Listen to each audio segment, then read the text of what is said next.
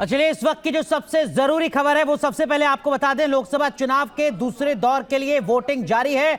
2 घंटे से लगभग मतदान चल रहा है। देश के 13 राज्यों की 88 लोकसभा सीटों पर वोट डाले जा रहे हैं। 89 सीटों पर वोट डाले जाने थे, लेकिन मध्य प्रदेश के बैतूल में चुनाव को स्थगित करना पड़ा है। 88 सीटों पर वोट डाले जा रहे हैं। वोटिंग के लिए सुरक्षा के कड़े इंतजाम, और देखिए जो तमाम दिग्गज हैं वो अपने वोट की ताकत का इस्तेमाल कर चुके हैं। ये 10 तस्वीरें आपको दिखा रहे हैं। वसुंधरा राजे, वैभव गहलोत, सीपी जोशी, साथ ही साथ आप देखिए गाजियाबाद से उम्मीदवार अतुल गर्ग, केंद्रीय मंत्री कैलाश चौधरी की तस्वीर आपको दिखा रहे हैं। वहीं दूसरी तरफ एक और केंद्रीय मंत्री वी मुरलीधरन की तस्वीर आप देखिए। नारायण मूर्ति, सुधा मूर्ति आपको तस्वीरों पर नजर आ रहे हैं। साथ ही साथ राहुल द्रविड़ यहां पर दिख रहे हैं तस्वीरों में आपको, प्रकाश राज और पप्पू यादव भी। इस बीच भारतीय जनता पार्टी के राष्ट्रीय अध्यक्ष जेपी नड्डा ने कांग्रेस पार्टी पर निशाना साधा है। कांग्रेस ओबीसी का हक छीनना चाहती है, यह बड़ा आरोप लगाया है जेपी नड्डा ने कांग्रेस पार्टी पर। कल इसी तरीके की बात प्रधानमंत्री नरेंद्र मोदी ने भी कही थी। सुनिए जरा क्या कुछ कह रहे हैं जेपी नड्डा। मनमोहन सिंह जी ने यह बयान गलती से नहीं दिया था, बल्कि जानबूझकर दिया था, क्योंकि अप्रैल 2009 में फिर से मनमोहन सिंह ने मुंबई में प्रेस कॉन्फ्रेंस के दौरान एक प्रश्न के जवाब देते हुए फिर अपने बयान को सही ठहराया और कहा कि माइनॉरिटीज का, खासकर मुस्लिमों को प्रायोरिटी मिलनी चाहिए और उनको संसाधनों, देश के संसाधनों पर पहला हक होना चाहिए। सच्चर कमेटी की रिपोर्ट के माध्यम से गलत बयानी की गई और मुसलमानों की हालत दलितों से भी खराब है, यह कहा गया। मतलब यह है कि कांग्रेस पहले से ही आधार बना रही थी कि येन केन प्रकारेण मुस्लिम को एससी अनुसूचित जाति घोषित कर मुसलमानों को एससी आरक्षण की वैधता दिला दी जाए। कांग्रेस की एससी, एसटी और ओबीसी के अधिकारों पर डाका डालने की यह आदत बहुत पुरानी है। यहां तक कि बाबा साहब भीमराव अंबेडकर ने 27 अक्टूबर 1951 को कहा था कि पिछले 20 वर्षों में पंडित नेहरू ने 2000 भाषण दिए हैं, लेकिन उन्होंने एक बार भी अनुसूचित जाति के कल्याण के बारे में बात नहीं की है। इससे आप अंदाजा लगा सकते हैं कि कांग्रेस पार्टी को हमारे लोगों के प्रति कितनी सहानुभूति है। पंडित नेहरू हमेशा मुसलमानों के पक्ष में रहते हैं। मैं नहीं चाहता कि मुसलमानों की उपेक्षा हो, कदापि हम नहीं चाहते कि मुसलमानों की अपेक्षा हो, लेकिन मैं यह जरूर चाहता हूं कि मुसलमानों को अन्य। तो बड़ा आरोप यहां पर भारतीय जनता पार्टी के राष्ट्रीय अध्यक्ष ने लगाया है कांग्रेस पार्टी पर। इस बीच आपको तस्वीर दिखाते हैं राजस्थान की पूर्व मुख्यमंत्री अशोक गहलोत ने अपने वोट की ताकत का इस्तेमाल किया है। साथ ही साथ ये देखिए वसुंधरा राजे की तस्वीर आपको दिखा रहे हैं। वसुंधरा राजे की तस्वीर इस वक्त आपको दिखा रहे हैं। उन्होंने अपनी वोट की ताकत का इस्तेमाल किया है। झालावाड़ में 5 बार सांसद रही हैं वसुंधरा राजे। 4 बार उनके बेटे दुष्यंत सांसद रहे हैं। वसुंधरा राजे के बेटे एक बार फिर झालावाड़ सीट से ही चुनावी मैदान में हैं। सुनिए जरा क्या कुछ कह रही हैं वसुंधरा राजे। विकास का वोट है और मुझे तो लगता है कि इस बार जिस तरीके से देश वोट कर रहा है, बहुत जोरदार तरीके से भारतीय जनता पार्टी फिर आएगी और मोदी जी फिर प्रधानमंत्री बनेंगे। और हमारे इस क्षेत्र के अंदर तो हमारे जो कैंडिडेट हैं दुष्यंत सिंह जी, उनको अच्छा समर्थन है और इस बार ऐतिहासिक जीत होगी। तो 9 बार से वसुंधरा राजे का परिवार सांसद रहा है झालावाड़ से, एक बार फिर चुनावी मैदान में उनके बेटे दुष्यंत। इस बीच राजस्थान के पूर्व सीएम अशोक गहलोत ने अपने परिवार के साथ मतदान किया है। ये तस्वीर आपको दिखा रहे हैं। ये देखिए तस्वीर आप देखिए बेंगलुरु की। बेंगलुरु में नारायण मूर्ति और राज्यसभा सांसद सुधा मूर्ति ने अपना वोट डाला है। ये तस्वीर आपको दिखा रहे हैं। बेंगलुरु में चुनाव है। सुनिए जरा क्या कुछ कह रहे हैं। Well, once in 5 years, we get an opportunity to execute the right given by our Constitution to choose whatever candidate from whichever party he or she is to govern us. Therefore, today is a very happy day. Today is a day when we should all be enthusiastic to exercise that power. Thank you. देखिए अब आपको तस्वीर दिखाते हैं अशोक गहलोत की। अशोक गहलोत पहुंचे हैं अपनी वोट की ताकत का इस्तेमाल करने के लिए। लगातार जोधपुर से विधायक रहे हैं, सांसद रहे हैं, राजस्थान के पूर्व मुख्यमंत्री हैं। हालांकि उनके बेटे इस बार जालौर सिरोही लोकसभा सीट से चुनावी मैदान में है। 2019 में गजेंद्र सिंह शेखावत ने उनके बेटे वैभव गहलोत को जोधपुर से चुनाव हराया था। अशोक गहलोत ने अपना वोट डाला है।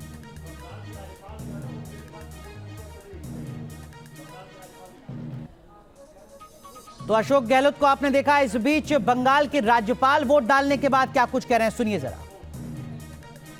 ഒരു മാതൃക എന്നതുപോലെ തന്നെയാണ് അങ്ങ് നേരത്തെ വന്ന് കൃത്യമായി ക്യൂവിൽ നിന്ന് വോട്ട് ചെയ്തു. എന്ത് തോന്നുന്നു അങ്ങയുടെ സമ്മതിദാന അവകാശം ഇത്തവണ കേരളത്തിൽ ഇങ്ങനെ വിനിയോഗിച്ചപ്പോൾ? വളരെ സന്തോഷം തോന്നി. ഇന്നത്തെ ദിവസം സാമാന്യ ജനങ്ങളുടെ പരമാധികാരം ഊട്ടിയുറപ്പിക്കുന്ന ദിവസമാണ്.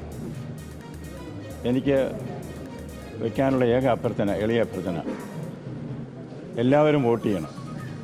വോട്ട് പാഴാക്കരുത്. എൻ്റെ ഒരു വോട്ട് ചെയ്തില്ലെങ്കിൽ എന്ന് ധരിക്കരുത്.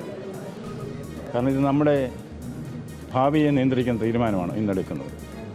നമ്മുടെ കുഞ്ഞുങ്ങളെ, പേരക്കിടാങ്ങളെ ബാധിക്കും. चलिए, तो एक खास पैनल हमारे साथ जुड़ रहा है। हमारे साथ वरिष्ठ पत्रकार एनके सिंह जी जुड़ चुके हैं। हमारे साथ हमारे तमाम सहयोगी अलग अलग लोकसभा सीटों से इस वक्त ग्राउंड जीरो से मौजूद है। हमारे सहयोगी धीरेन्द्र पुंडीर इस वक्त हमारे साथ जुड़ रहे हैं, जो बागपत लोकसभा सीट पर क्या कुछ सूरत हाल है वो हमें बताएंगे। विकास चंद्रा हमारे सहयोगी हमारे साथ जुड़ रहे हैं गाजियाबाद से। मणिदीप शर्मा हमारे सहयोगी नोएडा से जुड़ रहे हैं। उत्कर्ष पूर्णिया बिहार से हमारे साथ जुड़ रहे हैं। और रुमानुल्लाह खान हमारे सहयोगी अलीगढ़ से इस वक्त हमारे साथ जुड़ चुके हैं। सबसे पहले मणिदीप, आपसे समझना चाहेंगे, 2 घंटे हो चुके हैं, महेश शर्मा एक बार फिर चुनावी मैदान में, क्या कुछ अपडेट और किन मुद्दों पर नोएडा का चुनाव, शहरी सीट?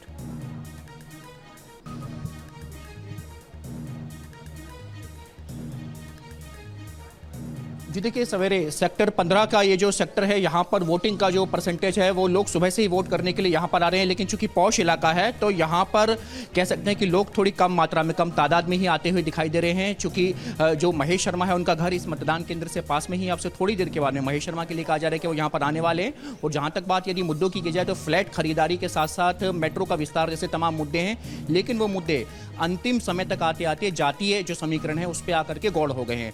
ठाकुरों की नाराजगी एक बड़ा मुद्दा इस सीट पर, गौतम बुद्ध नगर की सीट पर माना जा रहा है। कहा जा रहा है कि 2-3 दिन पहले भी ठाकुरों ने एक बड़ी महापंचायत की थी। और चूंकि ठाकुर और गुर्जर बहुल ये लोकसभा सीट है, ऐसे में जो सपा के जो उम्मीदवार हैं वो गुर्जर हैं। तो देखना होगा कि किस तरीके से जो तमाम जातिगत समीकरण है, ठाकुर, गुर्जर और ब्राह्मण बहुल इस सीट के ऊपर, उन तमाम जातिगत समीकरणों को बीजेपी अपने खांचे में फिट कर पाती है। महेश शर्मा चूंकि तीसरी बार चुनावी मैदान में है, पिछले 10 साल में मोदी सरकार के जितने भी किए गए काम है और खुद के द्वारा लोकसभा में किए गए जितने भी काम है उनको लेकर के चुनावी मैदान में है। लेकिन ये जो जातिगत समीकरण इस गौतम बुद्ध नगर सीट पर फिट हुआ है, इसको लेकर के कह सकते हैं बीजेपी के लिए चुनौती हो सकती है। बिल्कुल, राजेंद्र सोलंकी भी चुनावी मैदान में है, बीएसपी के बैनर तले विधायक रहे, लंबा राजनीतिक अनुभव उनको भी रहा है। बागपत का रुख करेंगे। धीरेन्द्र पुंडीर, आपसे समझना चाहेंगे, बागपत तो कभी आरएलडी का गढ़ हुआ करती थी। 3 बार चरण सिंह, 6 बार अजीत सिंह, 14 और 19 के चुनाव को अगर हटा दें जहां बीजेपी ने हराया था आरएलडी को, इस बार तो आरएलडी और बीजेपी साथ साथ है, तो क्या चुनाव एक तरफा नजर आ रहा है?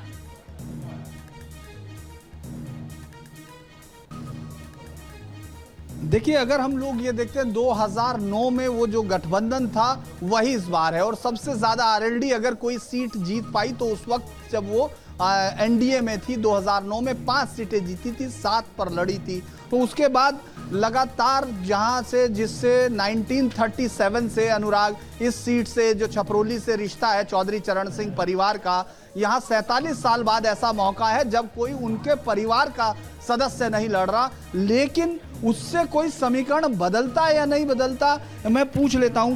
ताऊ जी, इस बात से फर्क पड़ रहा है या नहीं कि लड़ रहा है या नहीं? जैन, फर्क पड़ रहा, 100% पड़ रहा, 100%। वो जो गुड्डा बना के भेज देगा कि ना, गुड्डा हम नलका दिखा देगा कि गुड्डा है नलके का, हम नलके के वोट देंगे और लड़के को, हाँ बिल्कुल देंगे, चाहे चौधरी साहब लड़े खुद ना लड़े, वो भी तो उसी का भेजा हुआ है ना, उसी का भेजा। हाँ, ये जो माहौल है आपको दिख रहा है, ये बागपत है। यहाँ अनुराग, भले ही वो जो हार आपने जिनका जिक्र किया 10 साल में, लेकिन चौधरी चरण सिंह इस देश के 5वें, इस राज्य के मुख्यमंत्री बने, इस देश के 5वें प्रधानमंत्री बने। वो बात यहाँ से छूटती नहीं है, उस परिवार के साथ रिश्ता टूटता नहीं है। तो मैं ये कह सकता हूँ कि बागपत में इस बार जो बेस्ट कॉम्बिनेशन हो सकता है वो है, और जिस पर वो बेहतर जीत हासिल करने की थी उस तरफ पार्टी अभी भी ताकतवर दिख रही है। बिल्कुल बिल्कुल, आप बने रहिए। एनके सर, इन 88 सीटों का क्या कुछ मतलब 4 जून के लिहाज से आपको नजर आता है? सर, राहुल गांधी की किस्मत का फैसला आज हो जाएगा। जो बड़े राज्य हैं जैसे राजस्थान है, वहां पर चुनाव एक तरीके से अब खत्म हो जाएगा पहले चरण में, बाकी सीटों पर वोट डाले जा चुके हैं। कितना महत्वपूर्ण आपको नजर आता है सर इन 88 सीटों की वोटिंग?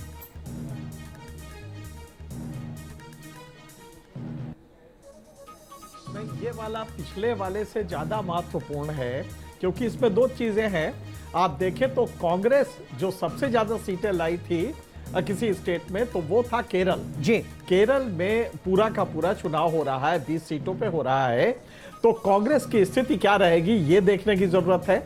उसी तरह राजस्थान में हम पिछले वाले से तुलना नहीं कर सकते, राजस्थान में कुछ स्थितियां बदली है। और एक बात ध्यान रखिएगा, 2019 के रिजल्ट से हम तुलना इसलिए भी नहीं कर सकते कि अब की बार ये एक अजीब सा जो पोलराइजेशन हो रहा है उसका नेचर बिल्कुल अलग है।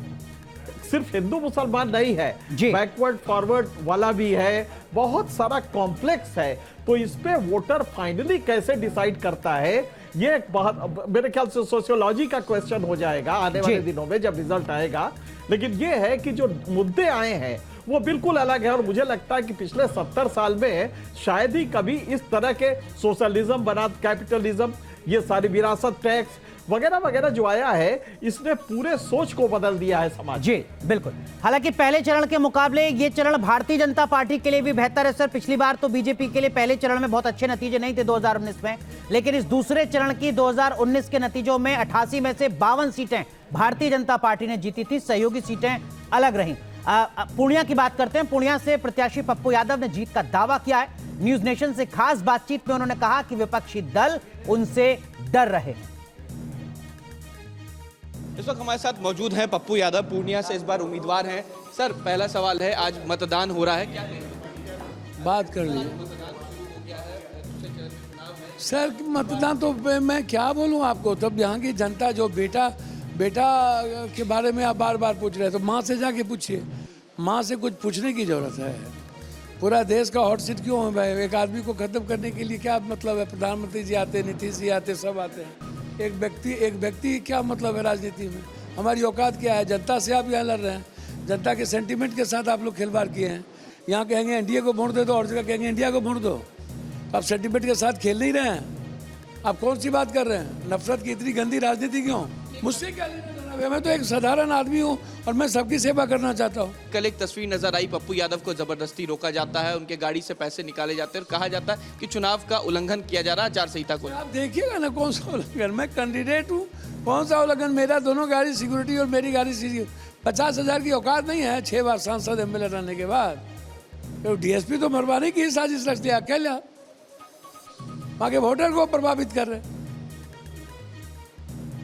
पप्पू यादव उतरे हैं, लेकिन कह रहे हैं कि कांग्रेस साथ है, सोनिया गांधी, राहुल गांधी मानते हैं। राहुल जी, प्रियंका गांधी जी की ब्लेसिंग, हर कांग्रेस की वर्कर का सपोर्ट साथ है, सबका साथ है। मैंने पहले भी कहा, सब दल के वर्कर का सपोर्ट है मेरे साथ। मैं किसी दल के खिलाफ बात नहीं करूंगा। दुनिया का नंबर 1 सीमांचल कोसी पूर्णिया होगा। 6 महीने के अंदर भ्रष्टाचार मुक्त नहीं हुआ तो राजनीति छोड़ देंगे। पप्पू यादव का बड़ा दावा है, 6 महीने में अगर भ्रष्टाचार मुक्त नहीं हुआ पूर्णिया तो राजनीति छोड़ देंगे। देखिए, त्रिकोणीय मुकाबला जरूर है और आज दूसरे चरण को लेकर पूर्णिया में मतदान होना है। पप्पू यादव खुद आज मतदान करने जाएंगे। वीडियो जर्नलिस्ट सत्येंद्र कुमार के साथ उत्कर्ष, न्यूज नेशन, पूर्णिया।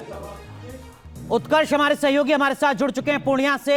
उत्कर्ष, 1999 में लालू प्रसाद यादव ने 5 दिन कैंप किया था पूर्णिया में पप्पू यादव को चुनाव हराने के लिए, लेकिन पप्पू यादव चुनाव जीते थे। 2024 में वो जिम्मेदारी तेजस्वी यादव संभाल रहे हैं। पप्पू यादव के खिलाफ माहौल किस तरीके का नजर आ रहा है?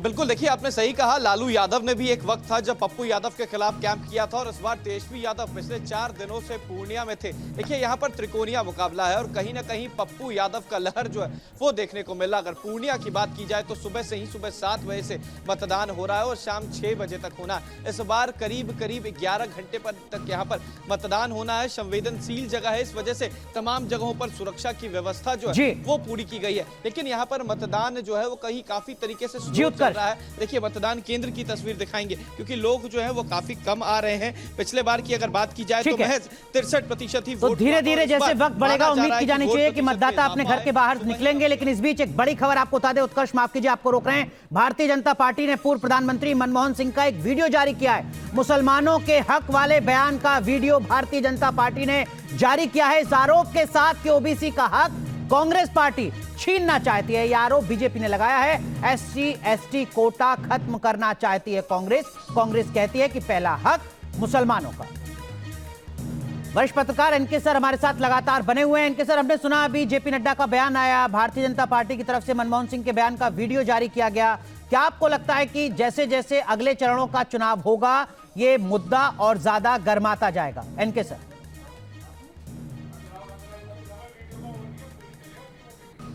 जी, मैंने बिल्कुल अनुराग अभी 2 मिनट पहले यही कहा था कि ये बिल्कुल डायमेंशन अलग है। पर 70 साल के इतिहास में ये डायमेंशन ही अलग है, जिसमें कि प्रधानमंत्री का, एक पूर्व प्रधानमंत्री का एक भाषण है। उस भाषण को संदर्भिता में लेने की जरूरत है या आइसोलेशन में लेने की जरूरत है? एक सेंटेंस लेना है या पिछले जो सेंटेंस कहे उसके साथ लेना है? मुद्दा ये है, और इसको बीजेपी ने जारी किया है, बिल्कुल सही है। मुझे नहीं मालूम कि आपने उसको अगर दिखा सके तो उसे दिखाएं कि वो क्या वो सेंटेंस जारी हुआ है या पूरा जो 4 सेंटेंस है उसके पहले के वो भी जारी हुए हैं। लेकिन ये बात सही आपने कहा है कि एक बड़ा मुद्दा ये बन रहा है, बैकवर्ड फॉरवर्ड, जिसकी जितनी संख्या भारी उसकी उतनी भागीदारी, यहां से लेके और वो ज्यादा बच्चे पैदा करते, अजीब अजीब सी चीजें हैं। तो हमें लगता है कि भारत के इतिहास पे इतना शार्पेंड डिवाइड पहले कभी नहीं रहा है, और ये इतना फियर्सली कॉन्टेस्टेड चुनाव है कि इसमें समझ में नहीं आ रहा है कि जनता अंततोगत्वा किस तरफ जाएगी और कौन सी जनता किधर जाएगी। ठीक है सर, चर्चा को आगे बढ़ाएंगे, लेकिन उससे पहले वो वीडियो एक बार फिर दिखाते हैं जो भारतीय जनता पार्टी की तरफ से जारी किया गया है। I did not say the same thing. I said minorities, particularly the Muslim minorities, if they are poor, they have prior claim on the resources of the country. I used the word all for all minorities, and I added for layer, particularly Muslim minorities, if they are poor, they have a prior right on. और चलिए अलीगढ़ का रुख करते हैं। हमारे सहयोगी रुमान हमारे साथ जुड़ चुके हैं अलीगढ़ से। रुमान, क्या कुछ अपडेट आपके पास है? एक तरफ सतीश गौतम भारतीय जनता पार्टी के वरिष्ठ सांसद और दूसरी तरफ विजेंद्र सिंह से उनका मुकाबला, जो कभी कांग्रेस से सांसद थे, इस बार सपा के टिकट पर चुनावी मैदान में।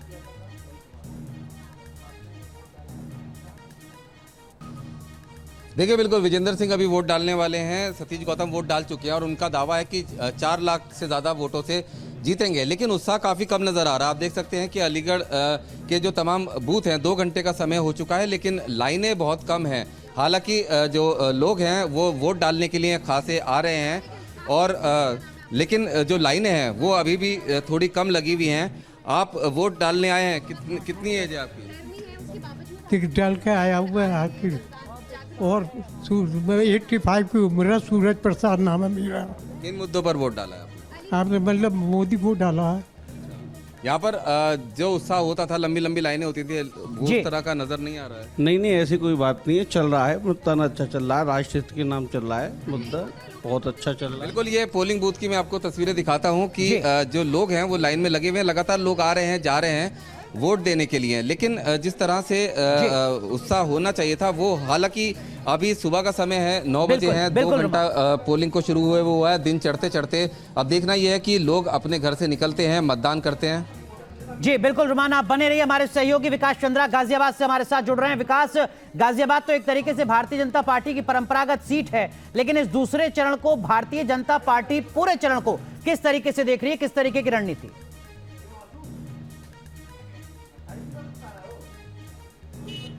देखिए, पहले चरण में जब मतदान कम हुए तो भारतीय जनता पार्टी में कहें तो खतरे की घंटी बज गई थी। उसके बाद से उनके नेता और कार्यकर्ता पूरी जान झोंकते हुए नजर आए और नई रणनीति के साथ मैदान में उतरे। और उसके बाद से उनका दावा है कि दूसरे चरण के बाद से जो भी मतदान होंगे या दूसरे चरण में होंगे वो उसका प्रतिशत अच्छा रहेगा। लोग घरों से निकलेंगे, वोट डालेंगे और उन्हीं के हक में डालेंगे। गाजियाबाद लोकसभा क्षेत्र के साहिबाबाद विधानसभा के 579 नंबर बूथ पर मैं अभी मौजूद हूँ। तस्वीरों के जरिए कुछ दिखाना चाहता हूँ कि यहाँ की तस्वीर देखिए, ऐसा लग रहा है जैसा कि मेला लगा हुआ हो।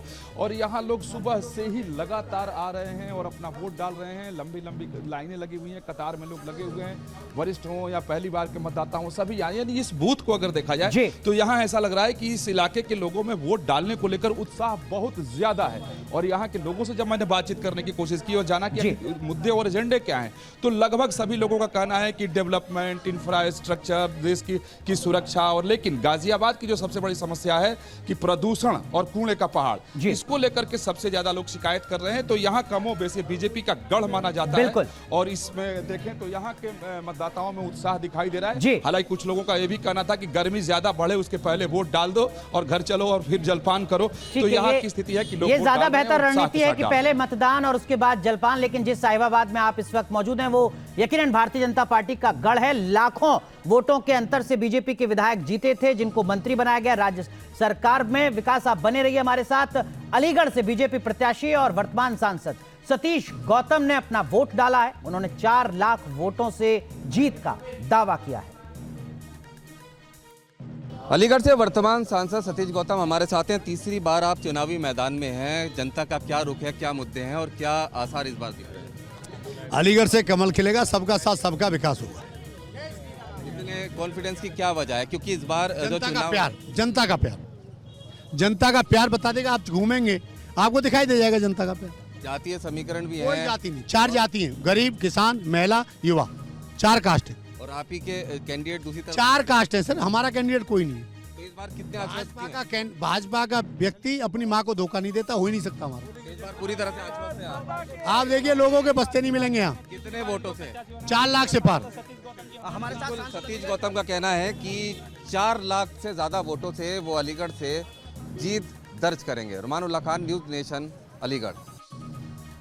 इनके सर, आपको लगता है इस दूसरे चरण में राजस्थान का चुनाव भी काफी ज्यादा दिलचस्प होगा, खासकर कुछ खास सीटें जिसकी चर्चा सबसे ज्यादा होती रही, जहां वोट डाले जा रहे हैं आज?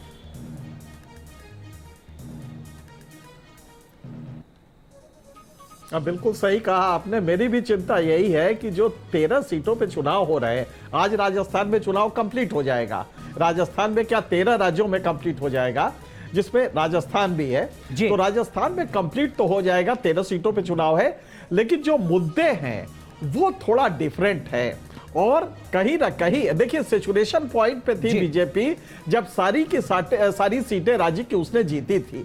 तो लिहाजा अगर थोड़ा सा भी उसमें वेरिएशन हुआ तो बीजेपी लूज तो कुछ कर सकती है, लेकिन गेन करने के लिए कुछ है नहीं, क्योंकि पिछली बार हाईएस्ट थी और ये 2 बार से हो रहा है। तो लिहाजा इस समय जो माहौल है, इसमें हम कह सकते हैं कि थोड़ा बहुत लॉस हो सकता है बीजेपी का, इसमें कोई दो राय नहीं है, क्योंकि माहौल थोड़ा डिफरेंट है। सर माफ कीजिए इनके सर, आपको रोक रहा हूं। धीरेन्द्र पुंडीर का रुख करेंगे। धीरेन्द्र पुंडीर, आज 8 सीटों पर वेस्टर्न यूपी में वोट डाले जा रहे हैं, 16 सीटों पर चुनाव हो जाएगा। इसका मतलब पश्चिमी उत्तर प्रदेश में, पूरे पश्चिमी उत्तर प्रदेश को आपने कवर किया। किस तरीके का माहौल आपको नजर आया, क्या मुद्दे ज्यादा हावी नजर आए?